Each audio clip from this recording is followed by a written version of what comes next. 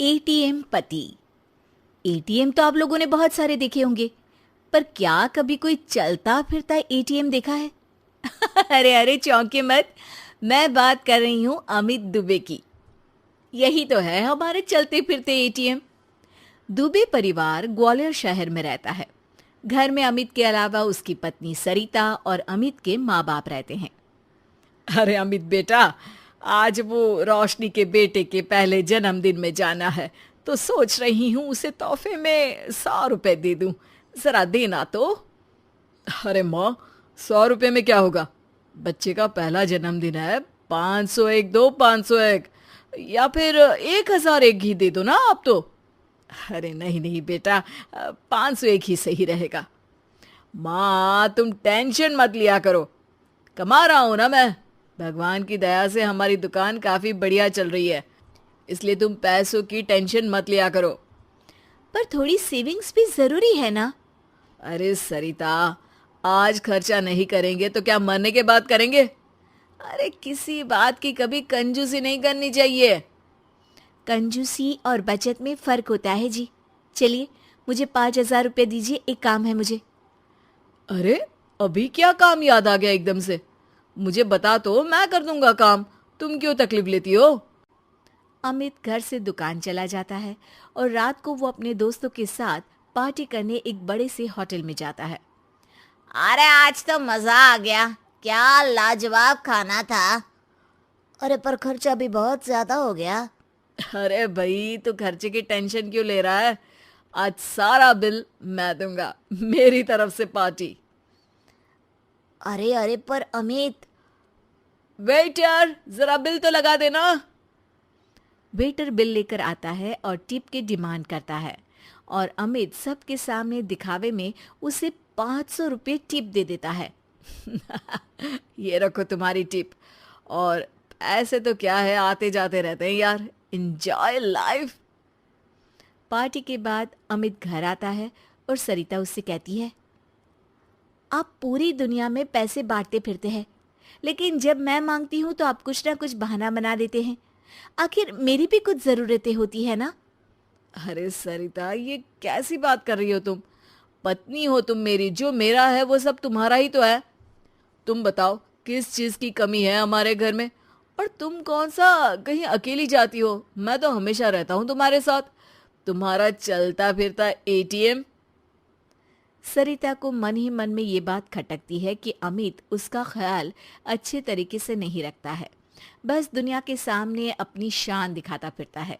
अगले दिन अमित के पिताजी उससे कहते हैं, अमित बेटा, वो गणपति उत्सव में चंदा देना है। 501 रुपए दे दिए हैं, चलेगा ना?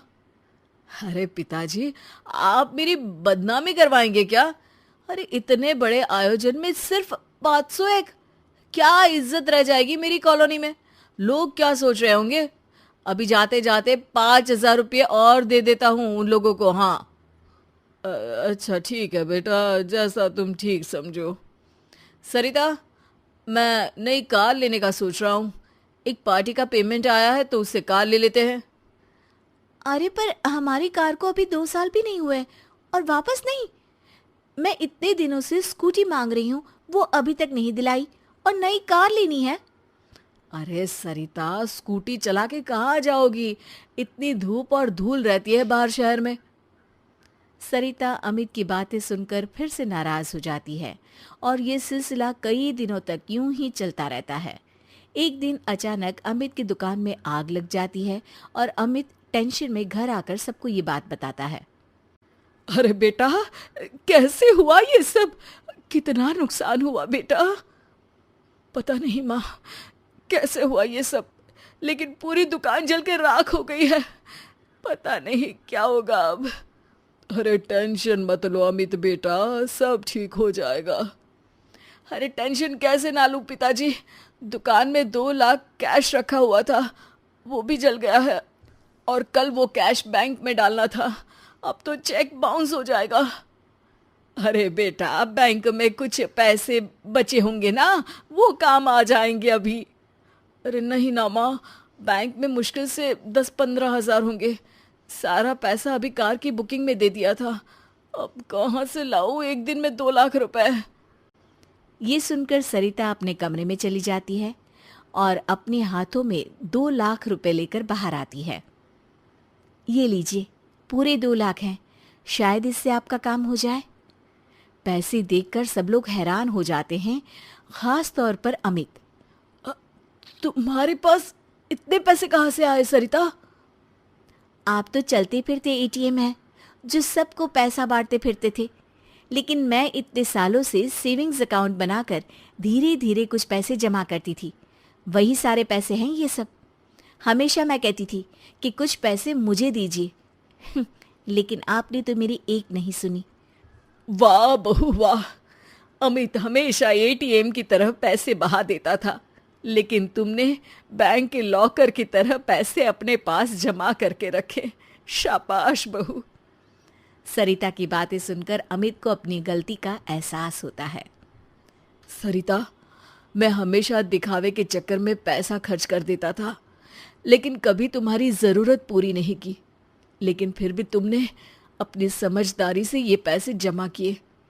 आज ये पैसे नहीं होते तो पुलिस मुझे जेल में डाल देती।